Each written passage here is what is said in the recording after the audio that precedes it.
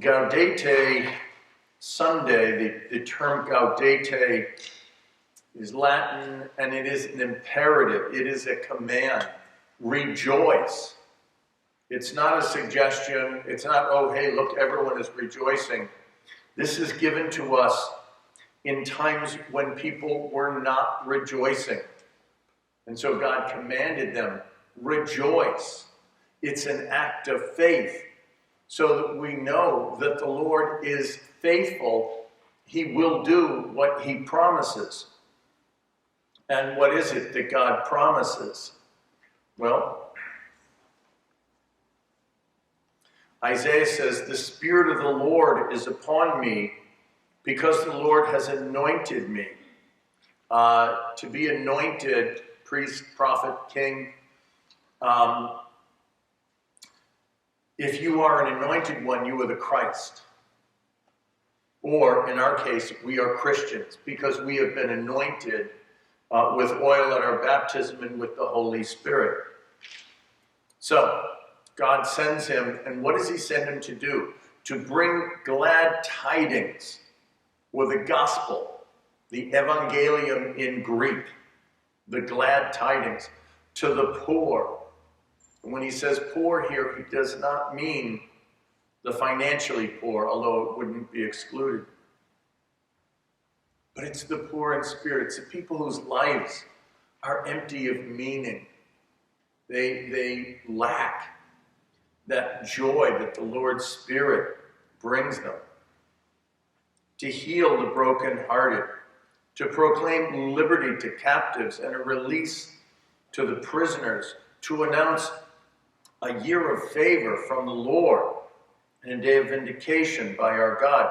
We don't think of this year of favor as anything. It's like, oh, all right, 365 days.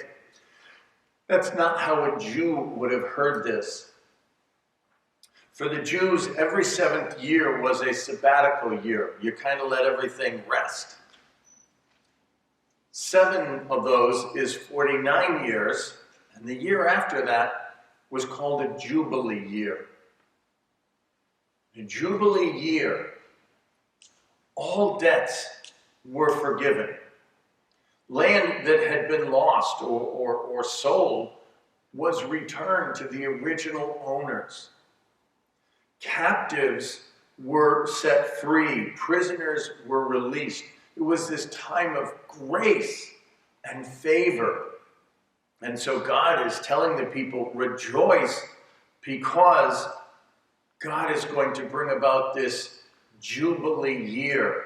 By the way, if you want to understand kind of how significant this should be for us, as we were approaching the millennium, John Paul II asked all of the first world countries to participate in this as a Jubilee year and to forgive the debts of foreign nations, of the poor nations.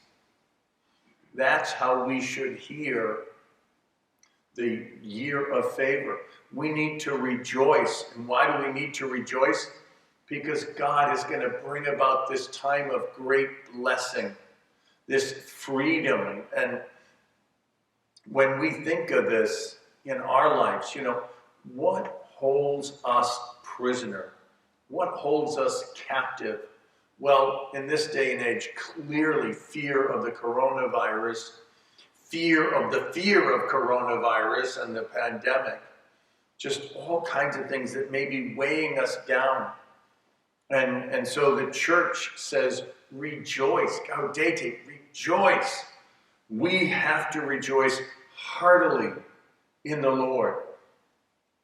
In our second reading, St. Paul concludes by saying, the one who calls you is faithful, and he will also accomplish it. So we need to rejoice in the Lord, not because everything is going great in our lives, but because we have faith in God who will bring that about.